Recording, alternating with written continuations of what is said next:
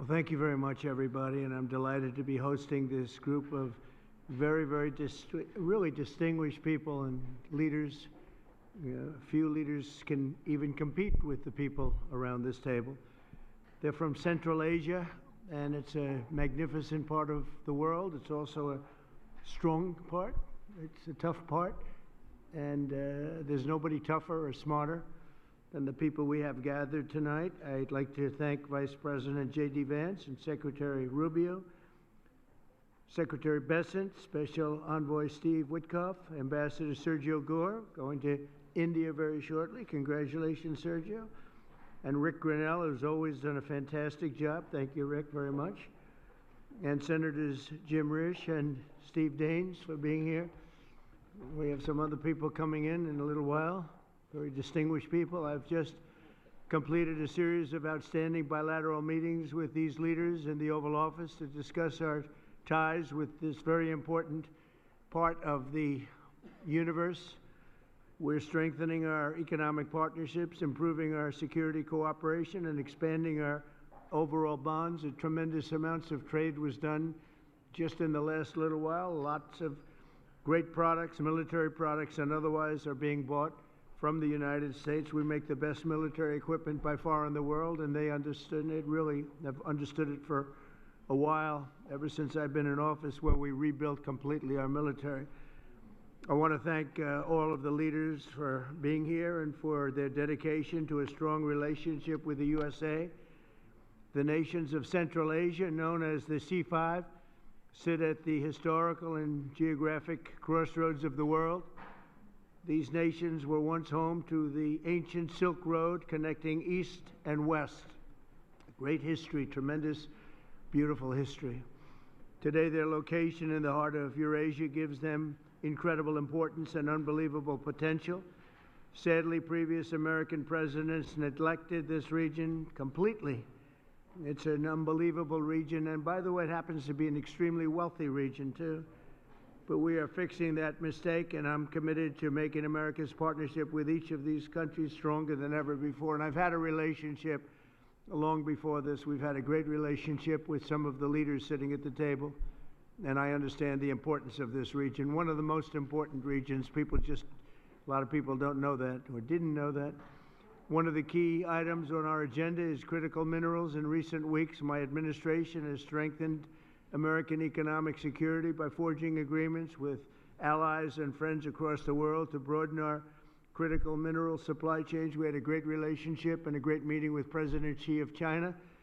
And we went also, as you know, our new and fantastic Prime Minister of Japan. If you take a look, what we've done is pretty amazing. We were with the President of South Korea. We went to Malaysia and lots of other places and had a lot of meetings while in South Korea, and I think it was a tremendous period of time. We took in at least $2 trillion pouring into our country. There's never been anything like it. We have almost $18 trillion of investment, and by the time we finish out our first year, we probably will have about 20 or 21 trillion, with a T, trillion dollars of investment, and there's never been anything like that in the history of the world, not just the United States. This is really the world we're talking about, nor has anything been close. It's a great honor. I've had a very talented team next to me, but it's a great honor to have that kind of economic power. This was helped greatly by tariffs. It was helped greatly by November 5th, which was the election, presidential election. But our countries and the countries that we're dealing with, they're promoting security, stability, and everything else that you can imagine for the entire world.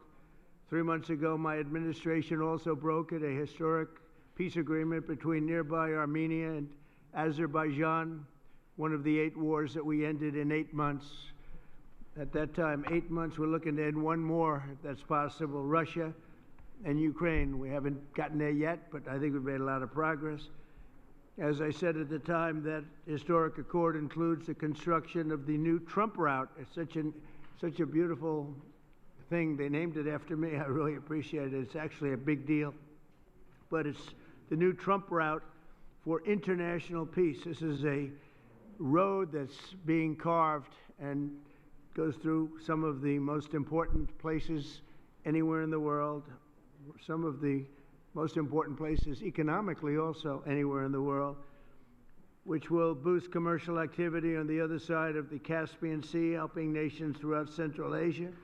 I'm optimistic that each of the countries here today will reap the benefits of peace if they embrace the opportunity that we've unleashed with the agreement. Some of the countries we're talking about and some of the countries represented here are going to be joining the Abraham Accords, and that those announcements will be made over the next little while. The Abraham Accords are very sought after right now. We're going to be announcing some very important countries that are joining, and for Jared and for Steve Witkoff, we appreciate the great job you've done this evening. I'm also delighted to report that Kazakhstan has officially agreed, and that's official now, as of about 15 minutes ago. A tremendous country with a tremendous leader has officially joined the Abraham Accords. And I just want to thank you, Mr. President. It's a great honor. It's a tremendous honor to have you. Really great. Once again, I'm grateful that each of these respected leaders has made the trip to Washington, and I'm delighted to continue our conversation over dinner. We're going to have a little working dinner, short one. They've been flying a long way. It's a long flight, but we're going to have a quick but very fruitful dinner. I want to thank the media. You've covered it very fairly, and it's really a great honor to be with these incredible leaders. These are highly respected people, and there's no games. They don't play games, I want to tell you that. So maybe I'd like to ask you, Mr. President, to say a few words if you'd like, and we can go through the list of the 5, and then we'll have a little dinner, please. Mr. President, first of all, I would like to express my sincere gratitude to you for convening this truly historic meeting at the White House. And under your steadfast leadership, this summit marks the beginning of a new era of interaction between the United States and Central Asia. Precisely 1 year ago, you achieved a landslide victory in historic election which was absolutely clean and fair. And once again, my congratulations. Thank you.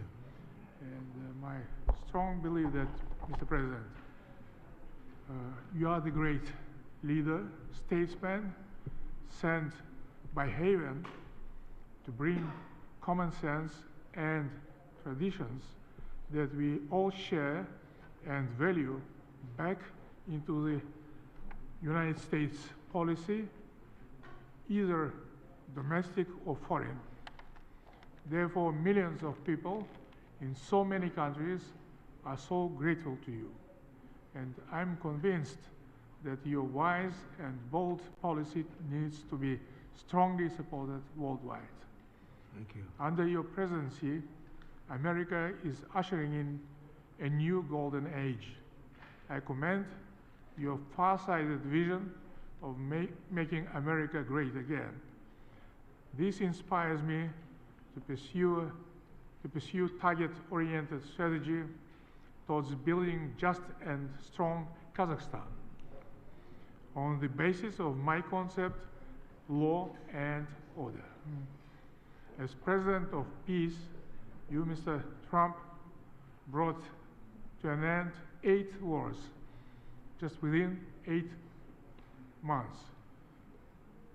Thus, you have evidently reinforced America, its role as a pillar of international stability. Mr. President, I highly appreciate your unwavering support to advancing Kazakh-American multifaceted cooperation. As early as in your first term in the White House, our relations have been legally fixed as enhanced strategic partnership. The United States is the largest investor with over $100 billion in our economy as its perpetuum mobile. Our trade turnover has doubled in recent years and is approaching $5 billion. We cover almost 25% of America's domestic uranium demand. Kazakhstan has become a home country for 600 American companies. So I think that it's a very good figure, and during my visit alone, our businesses are concluding deals worth over $17 billion, paving the way for even greater B2B partnership. So my political will to seize all those unique opportunities, and this will is firm, is irreversible, and I will keep all important issues under my personal attention. I have no doubts that we have a very bright future as it comes to our bilateral cooperation. Thank you, Mr. President. Thank you, Mr. President. Great job, too. Thank you very much. Please.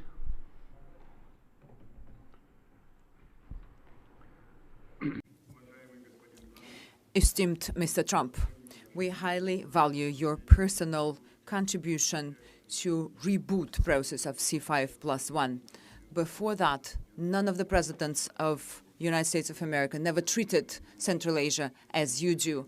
Me personally and all my colleagues are grateful to you. We felt your close attention, your attitude, and it means a lot for us. Thank you very much for that. In reality, indeed, I'd like to repeat myself. I've told you that already. In Uzbekistan, we call you the president of the world. You've done a lot.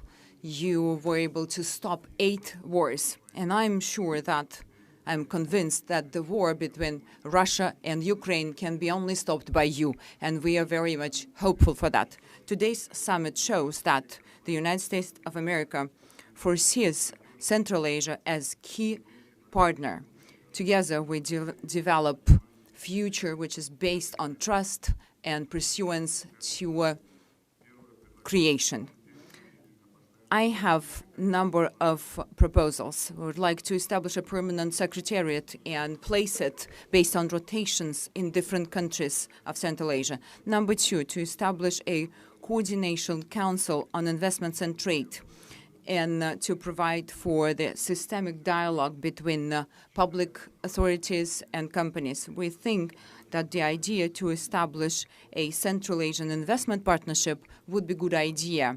So we were able to agree on that in 2020.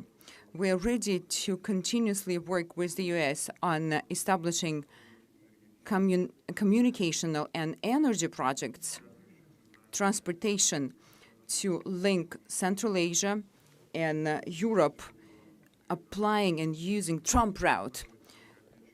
3-year plan has been established, as I told you already, to implement our investment program for $34 billion. Those are large projects, and we've discussed it with you already, both in New York and today. I've mentioned it to you. So we have strong perspective. Once again, I would like to express my deepest gratitude for all that has been already done. And we will take back a lot of results from this summit. It is a landmarking summit, and your attitude towards all of us means your great support to us to strengthen Central Asia and to strengthen the partnership between Central Asia and the U.S. C5+1 have to become efficient mechanism of our practical partnership. And I propose to host our next summit in 2026 in Samarkand to establish this further. I'm pretty sure that, I'm convinced, Mr. Trump, that under your leadership, it will be a strong partnership. Thank you very much for your attention, and we will be well prepared for the summit in Samarkand. Yeah. Thank you, Mr. President. Please.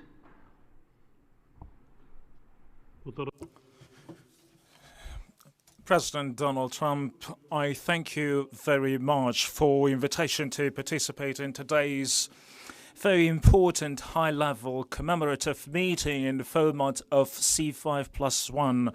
The Central Asia and the United States, you play a remarkable and highly commendable role in ensuring peace and stability in conflict regions around the world, and your peaceful efforts are worthy of praise, and I extend my heartfelt congratulations to you, Mr. President. And today our collaboration, our wide-ranging bilateral cooperation covers different areas: trade, economy, security. As it comes to our security cooperation, we particularly have an excellent cooperation on counterterrorism, fighting extremism and the drug trafficking. Mr. President, over 70 companies with American investment are operating in Tajikistan today, and 93% of my country is mountainous, and we have an abundance of natural resources, particularly water, hydropower, critical minerals and rare earth materials. Tajikistan is a home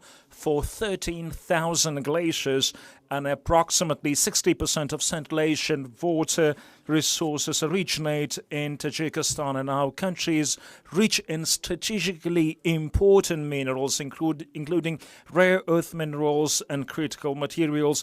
Tajikistan is a member of both the European Union's Critical Raw Materials Club and the United States Mineral Security Partnership Instrument.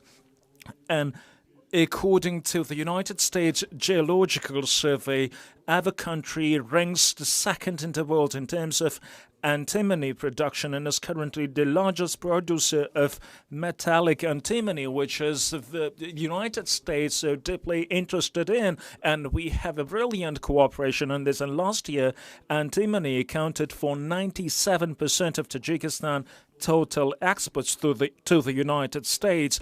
In 2024, Tajikistan produced and exported 17,000 tons of metallic antimony, primarily to the United States. And the activities of ANZOB, joint venture and ANZOB metallurgical company in Tajikistan with American investment by Kamsap, American company, exemplify our strong and long-enduring collaboration. However, there are still many opportunities in terms of trade and investment, and we are interested in expanding economic and trade cooperation between our countries. So there is a good opportunity to cooperate in creating new generation of sustainable artificial intelligence data centers. And since we have a brilliant cooperation between our air companies, and since 2008, Tajikistan Soman Air Company had purchased 8 mid-sized Boeing aircraft with a total volume of $440 million, and this company is expected to receive 2 more modern Boeing 737 MAX 8 aircraft next year, and the total commercial package of Boeing with the Soman Air exceeds $3 billion. And American companies, so we have excellent cooperation with American companies over the last 20 years, and the American companies, they're particularly interested in antimony and many rare earth minerals, which Tajikistan has abundant resources, and Tajikistan, among the Central Asian countries, has a very rich, boundless potential and resources in critical minerals, and we are very keen to continue closely our cooperation on security items, which we are so concerned for so far. And I wish you every bit of luck and to your endeavors as a president of peace. Please.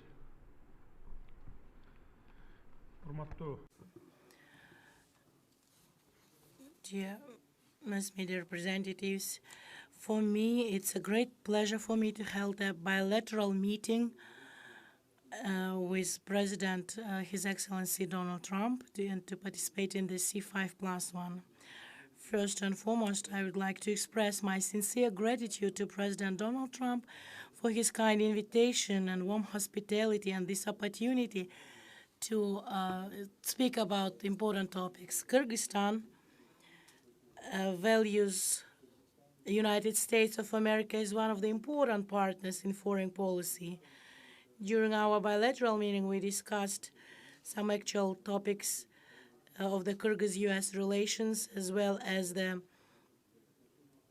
strengthening cooperation between the Central Asian countries. With regard to Kyrgyz-American relations, I would like to emphasize four main areas: economy and investment, including tourism, hydropower development, digital economy, artificial intelligence, and information technology, ensuring peace and security and stability. In this context, I wish to highlight the significant contribution made by President Donald Trump to strengthening global stability and to ending conflicts in different parts of the world. When I started my office of the president, I identified the main priority as resolve border issues with our neighboring states in the spirit of good neighborhoodness. Today, after 5 years, I am pleased to note that together with my counterparts, we have successfully achieved this goal, most importantly through peaceful means. As a result, the role of Central Asia in global politics has grown substantially, and major powers have shown increasing interest in cooperation with the region. The C5+1 format has become an important platform for advancing political dialogue, and I'm very glad about that. I would like to express my special appreciation to Your Excellency President Donald Trump for initiating and hosting today's summit, and we really feel warm hospitality. We highly value this step and regard it as a demonstration of the United States' goodwill and commitment towards Central Asia and friendship. I am confident that our joint efforts will lead to concrete, mutually beneficial outcomes for both nations and people. Thank you very much for your attention. Thank you very much. Thank you very much. Please.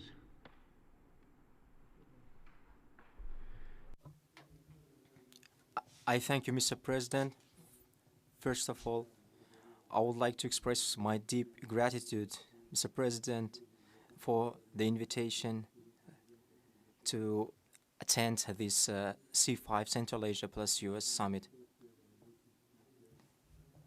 We consider that we recognize the good results that made since the development of this format, and of course we expand the cooperation in such strategically important areas as security, economy, energy, and environment. We believe that the results of this summit will lead us to further expansion of multi-phase cooperation between Central Asia and the United States of America. I do appreciate, Mr. President, for your warm hospitality. I do appreciate. Thank you very much, and thank everybody. We'll have a little more to discuss, but a lot of progress has been made today, and it's a great honor to have you with us in the United States of America. Thank you. And to the media, maybe a couple of questions, ideally on this topic, please. Please. Kazakhstan and the US have signed over $17 billion in new deals in aviation, minerals, and digital technology. In your view, which area of this partnership matters most? And second question, President Trump, when can we report that you will be the first US president to visit Kazakhstan? When will you be our guest? I think it's very possible that we'll do that. And I think all of those are very important items when you think of it, right? It's, you never know from year to year. One becomes more important than the other, but they're all important, and your country has great natural resources and a great president. Very great president. Thank you. Okay, thank you very much. Yes, please. Vanik amendments. We are just expecting. What? Say it again. Jackson Vanik amendments.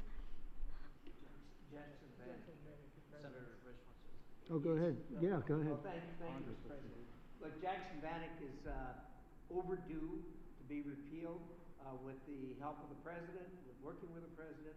We are going to get that repealed in the very near future. Thank you, Mr. Okay, thank you very much. Yes, please. On this topic, Kazakhstan already has diplomatic relations with Israel. Can you talk about the significance of this agreement in terms of what it would signal to the region as Gaza moves toward rebuilding? And on the shutdown, there's been discussion about potentially a deal, but it would involve rehiring the federal workers who were laid off. What's your opinion of that? Well, we're going to see about the shutdown. Look, the shutdown is caused by the Democrats, and we're not going to spend $1 trillion or $1.5 trillion on health care for people that came into our country illegally, many of them from prisons and many of them drug dealers and murderers, 11,888 murderers. We're not doing that, so we'll see about that. We shouldn't, they should have, as they've done always in the past, it should have just been extended. It could have been extended very easily, and it should have been. Yes, please. The Abraham Accords' significance, sir? Given that they already have diplomatic relations with Israel, what this agreement is supposed to signal? You want to answer that, please? Yeah, so I think the diplomatic significance is that it gives great momentum to the Abraham Accords. And to recap for those those who are listening who don't appreciate, the Abraham Accords, of course, is the historic agreement struck by the president in the first term to rebuild the alliance structure and the relationships between Israel and a number of the majority Muslim countries in that region of the world. What the president has done is actually signaled that the momentum of the Abraham Accords is alive and well in the second administration. I think it's not just going to be Kazakhstan, but also a number of other countries that join in the months to come. So it's a great signal, a great act of friendship, and a great sign that the Abraham Accords is alive and well. Marco? I think that's the wrong way to analyze it. There's a lot of countries that have diplomatic relations with one another. The Abraham Accords is a partnership. It's an enhanced relationship beyond just diplomatic relations and having embassies in each other's capitals. It is, and it's not just with Israel, it's with all the other countries that are part of the accord. You're now creating a partnership that brings special and unique economic development on all sorts of issues that they can work on together. So that's really the benefit of it, and the strength of it is to have majority Muslim countries, the Jewish state, able to partner on things to show the world that it is possible. Essentially, we've really expanded the Abraham Accords, and one of the reasons is we are right now in negotiations or talks with many countries that really wanted to come in, but they couldn't because of the status of Iran. When Iran had a possibility of nuclear weapons, which they do not have now, when Iran was the bully of the Middle East, let's call it the bully of the Middle East, which it isn't anymore, they had a hard time going against that. I understand that. Now that Iran has been very much decimated in terms of their nuclear and in terms of their regular, because of the actions we took with those beautiful B-2 bombers and other things, people really want to come in. And so we are in very active discussions with the more traditional potential members of the Abraham Accords. The four originals are phenomenal, and they're doing really well. They're making a lot of money with trade and other things being in the Abraham Accords. And we're expanding it a little bit. When a few of these countries come in, that's a great expansion. And these are very substantial countries. So we consider that a great honor. It was brought to our attention that they wanted to do that, and we think that's great. So it's really an expansion of the Abraham Accords. Okay? Hi, Mr. Yeah, please, President. go ahead. Yes, thank you so much for your time, sir, on these important issues. I wanted to hear if you have an update on the Russian oil sanctions. We're seeing reports that the exports are way down. So how do you think that could affect the war in Ukraine, the United States' interests, and your partners here tonight, too? Well, I can say that the exports from Russia are way down. We just like to see an end to the war. We'd love to see an end to that war. So many people are being killed. A lot of Russian soldiers are being killed. So we think at some point they're going to get very smart and they're going to do that. So, yeah, Russian exports are substantially down. What is your Trump doctrine on foreign policy, is in particular related to South and Central Asia and China? Well, look, we had a tremendous meeting, as you know, with President Xi in China. And my doctrine would be denuclearization, because we have enough nuclear. We're number one, Russia's number two, China's number three, way behind, but they'll be even in 4 or 5 years. They're, working overtime on nuclear weapons. I think that denuclearization would be a great thing. We could blow up the world 150 times. There's no need for this. So I really think we're going to have, I've spoken to President Putin about it. I've spoken to President Xi about it. and everybody would like to spend all of that money on other things, people that really, things that can benefit people now. So I think something like that could happen, the denuclearization. It's really, I want peace through strength, but we want peace all over the world, and we're very close to getting it. We had a lot of wars raging that people didn't know about. Now they're not raging anymore. We have one left, and we're going to hopefully get that taken care of. Yes, sir, go ahead. Mr. President, do you have an update on how soon that international stability force may be on the ground in Gaza? Very soon. It's going to be very soon. And Gaza's working out very well. And you haven't been hearing too much about problems. And I'll tell you, we've had countries that have volunteered. If there's a problem with Hamas, as an example, or a problem with anything, they volunteered to, on a single basis, go in and take care of it. We have very powerful countries in this coalition. And it's not, this is because I've heard some of the press saying, well, it's a very tentative, or it's not tentative. This is a very strong peace. This is peace in the Middle East. Hamas is a very small part of it, very, very small part. And if they don't do as they said, if they don't behave, then they've got themselves a big problem, a really big problem like they've never had. But so far, it seems to be working out very well. But that's a very small part of what we're talking about. That's a part of Gaza. You're going to have I think we can say, Marco, we have a very strong peace. This is a strong peace. We have many countries involved in the Middle East. Essentially, these countries are all involved. They want to see peace in the Middle East. And Marco, what would you say about that? No, I think that's right, Mr. President, and you deserve a tremendous amount of credit for making that possible. And now I think the only reason why it's going to continue to happen is because of the President's role in this. So there's work being done at the United Nations now to come up with a resolution that creates the framework internationally so that these countries who are all volunteering, as you know, Mr. President, to be a part of the stabilization force can come aboard. But they need this UN mandate in order to be able to do it. And we've made a lot of progress over the last few days. And, Jared Kushner and Steve Woodcock have been working very hard on that. And today was a good day on that front. Okay. Yeah, go ahead, please. Fox. Will you discuss the Abraham Accords when you meet with the president of Syria? Well, we're going to meet, and I think he's doing a very good job. It's a tough neighborhood, and he's a tough guy. But I got along with him very well, and a lot of progress has been made with Syria. That's a tough one, but a lot of progress has been made. We took the sanctions off at the request of Turkey, at the request of actually Israel, at the request of a few different countries. And we took the sanctions off to give them a chance. And frankly, Iran has been asking if the sanctions could be lifted. Iran has got very heavy U.S. sanctions, and it makes it really hard for them to do what they'd like to be able to do. And I'm open to hearing that, and we'll see what happens, but I would be open to it. But we did take the sanctions off Syria in order to give them a fighting shot. And I think so far I think he's doing a very good job so far. Fox? President, a federal judge said tonight that the administration has to fully fund SNAP. It's the latest in the back and forth, and the Justice Department said they're going to appeal it. What's your message to folks as they work this out in the courts and in Congress as we're heading into Thanksgiving? You want to go with it? Yeah, look, Jackie, it's an absurd ruling because you have a federal judge effectively telling us what we have to do in the midst of a Democrat government shutdown. What we'd like to do is for the Democrats to open up the government. Of course, then we can fund SNAP, and we can also do a lot of other good things for the American people. But in the midst of a shutdown, we can't have a federal court telling the president how he has to triage the situation. We're trying to keep as much turned on. We're trying to keep as much going as possible.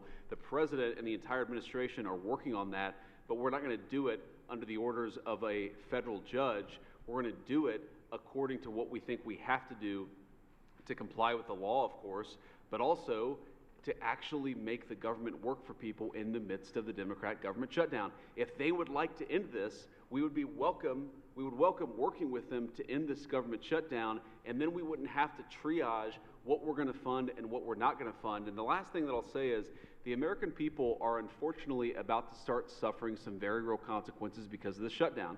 In the past, when you had a government shutdown, you would have under the Obama administration, they would lean into all of the problems it was going to cause for the American people at the beginning of the shutdown. The president has told us to keep as much going as humanly possible, But after 30 days of this thing, 40 days of this thing, you're going to start seeing very real travel delays. That's because the Democrat government shut down. You're going to start seeing SNAP benefits run out. That's because the Democrat government shut down. They should stop this charade and open up the government. That's what we want them to do. We've been asking them to do it for 40 days. It's time. And you know, one other thing, our country has to remain very liquid because problems, catastrophes, wars, could be anything. We have to remain liquid. We can't give everything away based on a number. Here's an example. When I was president, the number that you're talking about was a tiny fraction of what it is now. Biden went totally crazy, gave it to anybody that would ask, gave it to people that were able-bodied, had no problem. Anybody that would ask, we get the number. And it's many times the number of people are on. That wasn't meant for that. It was meant for people that had real problems, in many cases people that were down and out, people that could be saved. It wasn't meant for people that could do whatever they want, the people that say, well, I don't think I'll work, I'll just, collect this money. Take a look at the number of what it was during my administration and what it was during the Biden administration. It went up many, many times my first term. One other thing, a number came out today that was amazing. Walmart. I trust Walmart, Arkansas, great place, Arkansas, great company, Walmart. They announced today, after many years, they do this every year for many years, that Thanksgiving for the United States of America under Donald Trump as president is 25% less for Thanksgiving meal with all the trimmings than it was under Sleepy Joe Biden's administration. So we talk about affordability. I think that's the best chart. That's better than a poll. That's better than anything I can think of. So Walmart, which everybody trusts, and I trust, and everybody trusts Walmart, they're not looking to do anything except give the numbers. And they have for many years. They talk about the cost of Thanksgiving and the cost of living through Thanksgiving and enjoying Thanksgiving. For Joe Biden, it was 25% more than it is for me. At a later time, our energy costs are way down, our groceries are way down, everything is way down, and the press doesn't report it. The press reports whatever the con people say. I call the Democrats con men and women. They make up numbers. But when you look at 25% reduction in costs for Thanksgiving between Biden and me, meaning this administration, that's a tremendous number. It's the biggest reduction in cost in the history of that chart or whatever it is they do. They do a synopsis of everything. They cover every element of Thanksgiving meals, 25% down. So I don't want to hear about the affordability because right now we're much less. If you look at energy, we're getting close to $2 a gallon gasoline. With Biden, it was $4.50, $5. Another thing, inflation. We had the worst inflation in the history of our country. Now we have virtually no inflation at all. It's down at a very low number and a very normal number. So the affordability is much better with the Republicans. The only problem is the Republicans don't talk about it. And Republicans should start talking about it and use their heads because we have great numbers. We have and they're going to only get better when all these jobs open up, all these factories open up that are being built all over our country. We are building auto plants. We're building AI plants. We're leading in AI over China and everybody else. When all of these plants start opening, we're going to have a revolution, a positive revolution, economic revolution like never before. Thank you very much, everybody. Thank you. Thank you.